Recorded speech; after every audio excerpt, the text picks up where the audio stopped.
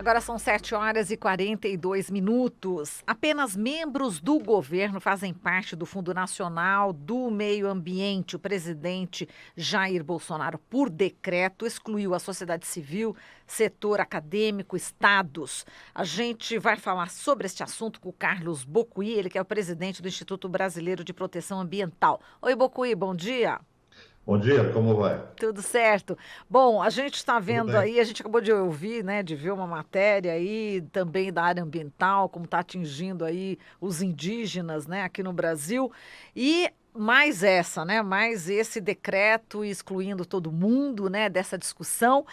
Na sua opinião, né, Bocuí, eu tenho ouvido, né, que você acha que o Ministério Público Federal deveria barrar essa medida. É isso, né, Bocuí? Olha, a primeira questão que a gente deve considerar sobre a Amazônia é que a Constituição brasileira, a Lei da Política Nacional do Meio Ambiente, o nosso arcabouço legal, ele dá conta da proteção dessas regiões. E a questão indígena está muito bem colocada, inclusive há ações já com sentença do Supremo Tribunal Federal sobre a inconstitucionalidade, né, em 2018, da diminuição de uma reserva na Amazônia. Então, por tudo isso, nós achamos que esse volume de agressões, de desconformidades que vem sendo provocados pelo governo, ele necessita de uma ação mais forte do Ministério Público, que é o fiscal da lei, que, em tese, é quem deve, numa situação como esta, trabalhar para manter a regularidade. Ele tem essa atribuição de fiscal da lei, não é? Então, o que nós esperamos é que o Ministério Público mostre, nesse momento, o seu protagonismo. Mesmo porque o governo federal ele tem agido sistematicamente, o modus operandi do governo federal é por meio de decreto, é por meio de portaria, ou seja, são medidas infralegais que não atendem os princípios constitucionais. Ou seja, você tem uma prática do governo inconstitucional para alterar os mecanismos de proteção ambiental. E isso é inconstitucional, né? Você tem retrocessos, você tem diminuição da sociedade, você tem perda de conquistas sociais. O Ministério Público é um grande defensor de que as conquistas sociais não devem passar por retrocesso, não é? Então, tudo isso, na verdade, deveria estar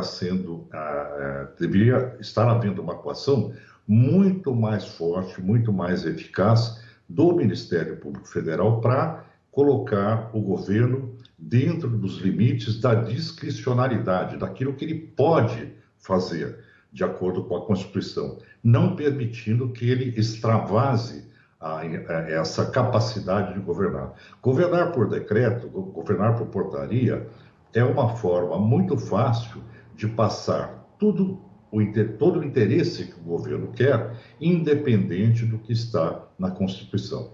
Exato. E por que que você acha que o Ministério Público Federal já não tomou essas medidas? Enfim, não querendo generalizar, né? Que a gente sabe que tem muitos Não, eu acho que promotores, o Ministério Público procuradores em atuação. Federal, Sim, ele tem pessoas assim dedicadíssimas com as sim. quais eu conto que eu tenho maior respeito.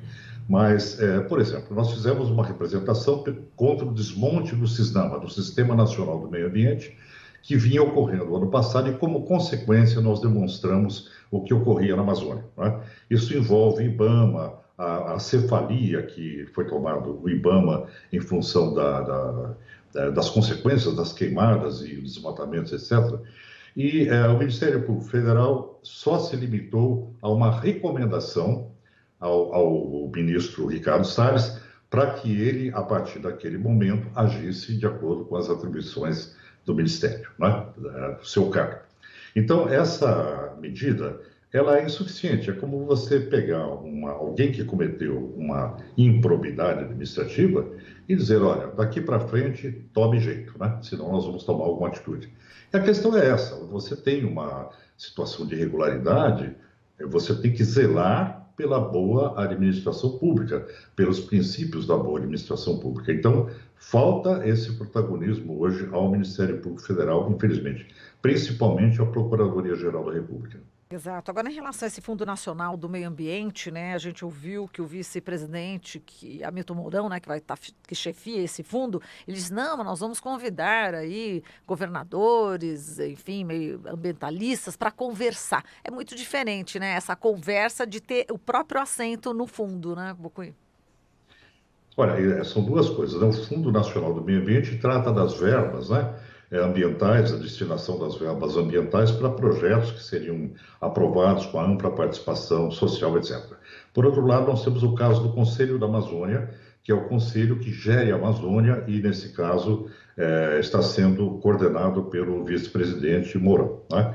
Bom, falando sobre conselhos em geral, você tem que ter em conselhos representatividade e legitimidade, não é? Sem representatividade, sem legitimidade, você não consegue estabelecer um diálogo interno com os diversos atores envolvidos pela gestão territorial, por exemplo, da Amazônia, não é? Onde você possa estabelecer metas, objetivos, políticas públicas, principalmente com a presença daqueles atores que detêm o controle territorial, não é?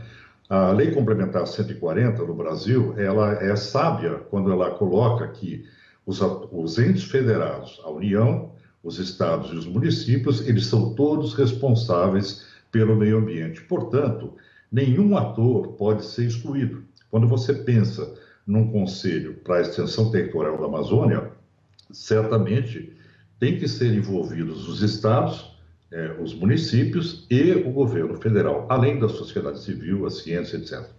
Quando você desverticaliza um sistema e lança a decisão muito próxima da base, que seria um conselho extremamente democrático, né? Você tem que cuidar do controle social na base para que a pressão econômica que se encontra na base territorial, ela não interfira no conselho. Então, desverticalizar não é democratizar.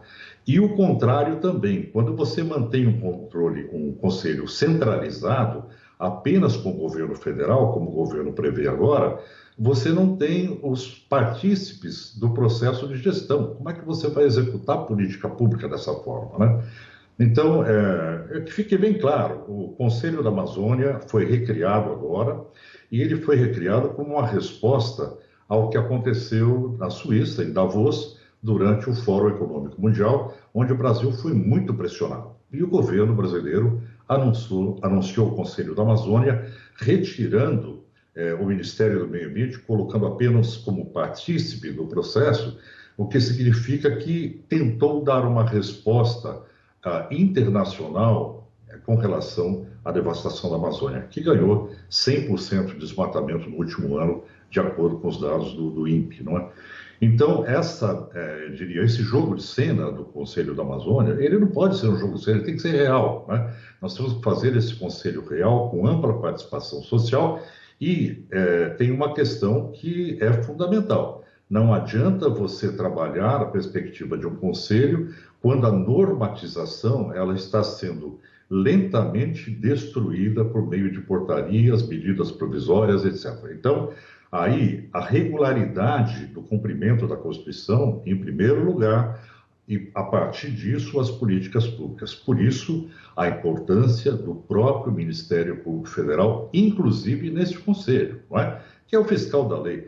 Hoje nós estamos sofrendo no Brasil um desmantelamento do aparato legal, do aparato ambiental, por conta de um modus operandi do governo que infringe aspectos constitucionais. Se nós não sanearmos isso, qualquer tipo de conselho vai ser inócuo. Com isso, as consequências dramáticas aí para a Amazônia, né, Bocuí? Olha, eu acho que o discurso do governo foi muito claro desde o início, né? É mineração, é permitir a integração da Amazônia, vamos ocupar para integrar, etc. Esse é um pensamento que vem desde a época colonial, vem também da época do governo militar, da década de 70, só que as coisas mudaram, né? Nós estamos no antropoceno, nós estamos numa fase planetária onde a Amazônia ganha uma relevância por conta do seu papel de driver na questão climática, de manutenção de carbono, de driver de entrada de volume hídrico para todo o continente da América do Sul. Isso significa que a Amazônia deve ser vista como a lei prevê, um ecossistema essencial que deve ser preservado, né? A sustentabilidade sul-americana depende da Amazônia em pé. O Pantanal depende. Então, imaginar que nós temos que abrir a exploração da Amazônia é uma coisa tão absurda, né? E o Brasil continua voltado ao setor primário, né? Vamos continuar produzindo commodities para exportar. Não tem um problema. O comércio internacional não vai querer comprar essas commodities da Amazônia. E esse foi o problema que aconteceu em Davos. Foi dito isso, né? E, por outro lado, o Brasil deixa de avançar em tecnologia, em inovação, em outras áreas de desenvolvimento que o Brasil deveria estar cuidando. Então, essa fixação na Amazônia me parece eu diria, uma estratégia equivocada do governo, não é? E vamos pagar caro por isso, né? Já com uma perda da imagem do Brasil no exterior, e isso traz prejuízos à balança comercial brasileira. A insegurança jurídica de você permitir que terras indígenas sejam exploradas não trará nenhum interesse de investidores, mineradoras ou qualquer grande corporação de entrar numa região que ele vai ter problemas de responsabilização, não é? Então, tudo que é inconstitucional, no final da história, gera problema para todos os atores que participaram. Então, eu acredito que esse é um caminho equivocado, o governo tem que rever a sua política ambiental, o governo tem que entender que não pode ser inimigo da questão ambiental, no sentido de que ele não considere a ciência e a atualidade planetária para tomar decisões que são baseadas em conceitos de 50 anos atrás, não é? Então, ou o Brasil se atualiza, ou nós vamos pagar um preço muito alto por essa perda de visão. Perfeito, tá certo, Bocuí. A gente agradece aqui a sua participação. Forte abraço para você. Para você também, boa sorte. Para Obrigada. todos nós, né? E para a Amazônia também. Verdade. Falamos aqui com o Carlos Bocuí, presidente do Instituto Brasileiro de Proteção Ambiental.